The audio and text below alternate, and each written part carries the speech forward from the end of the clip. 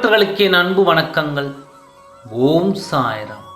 என் அன்பு குழந்தையே, வாழ்க்கையில் நான் மட்டும் ஏன் இவ்வளவு கஷ்டத்தை சந்திக்கின்றேன்? என் வாழ்க்கை முழுவதும் கண்ணீர் மட்டும்தான் இருக்கின்றது.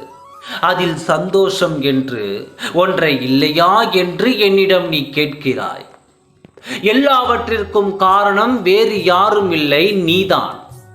என்னவென்று சொல்கின்றேன் கேள். மற்றவர்களின் மேல் நீ வைக்கின்ற அளவு கடந்த பாசமும் நம்பிக்கையும் தான் காரணம். நீ வைக்கின்ற அதே பாசத்தை அவர்களும் உன்மேல் வைத்திருக்கின்றார்களா என்பதை நீ புரிந்து கொள்ளாமலே போய்விடுகின்றாய். அவர்களை நீ கண்மூடித்தனமாக நம்புகின்றாய்.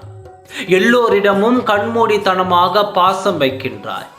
நீ நட்போடும் பாசத்தோடும் பழகுகின்ற எல்லோரும் உன்னுடைய பாசத்தையும் உன் நம்பிக்கையையும் தப்பாக எடை போட்டு விட்டார்கள்.